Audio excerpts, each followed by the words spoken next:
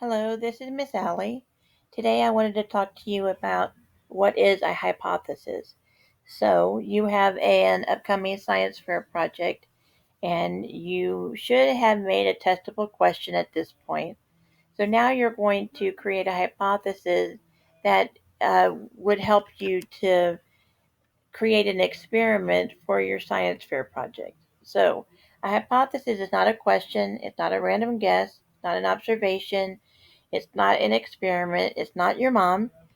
A hypothesis is a tentative explanation for an observation or a scientific problem that can be tested by further investigation. When I was young, we were always told it was an educated guess. So when we say, instead of a guess, you could say a tentative explanation.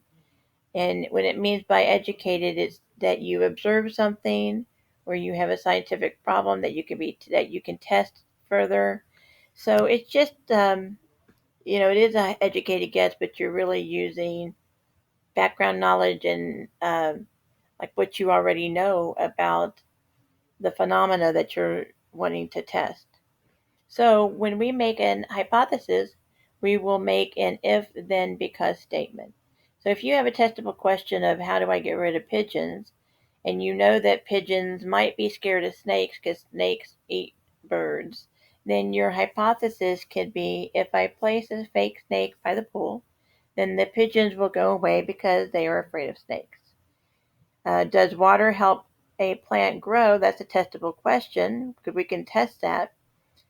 We can make a hypothesis to be if water is related to plant growth, then the more you water plants, the bigger they will grow because water increases plant cell reproduction.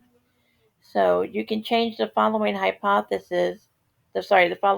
into a hypothesis. So you might think chocolate may cause pimples. Well, let's use our tentative explanation for why chocolate may cause pimples. So I might say, if I eat too much chocolate, then I might get pimples because chocolate has sugar and that's unhealthy for skin and hair.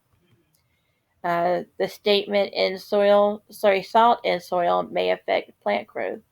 We can make this into a tentative explanation or a hypothesis by using an if then because statement, by making it if I put salt in my soil, then the plant may not grow as much because salt will dehydrate plants. So for the statement, plant growth may be affected by the color of light, we can change that to the if then because by saying something like, if I use red light to grow my plants, then it may not grow as much because plants are green.